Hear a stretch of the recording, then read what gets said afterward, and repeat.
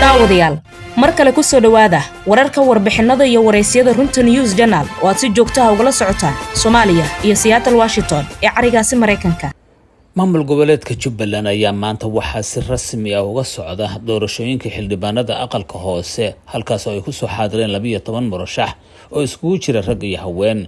doorashada oo ku bilaabatay jawi degan ayaa la isla soo gaaray gelinkii dambe ee maanta.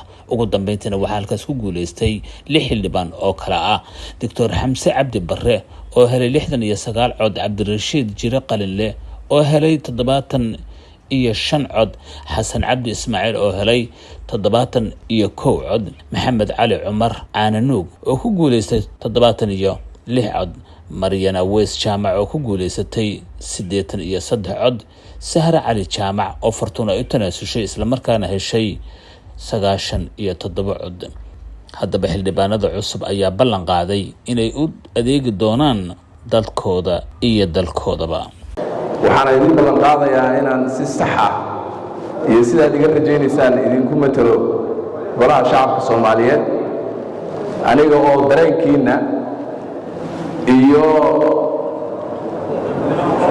mustaqbalkiinaba insha Allah taala geyn doona madasha ummadda Soomaaliyeed looga arrimiyo.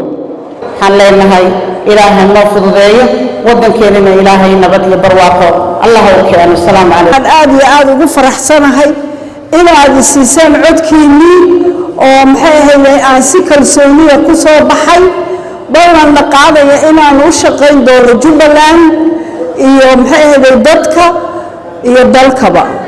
waxaan idin ballan qaadayaa inaan noqon xildhibaan maanta aad doorateen oo 4 sano kadib xildhibaanada idin ka soo raadsada aan si wada jira u wada shaqeyno muddada aad xilkii eegmateen haddii ay beedno.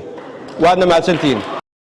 waad ku mahadsantihiin daawashadiina. fadlan ku dhufa like dhammaan baraheena runta news journal ee YouTube, Facebook iyo Instagram. hana ilaabin inaad saaxiibadaada la wadaagto una share gareyso wararka xaqiiqada ku dhisan.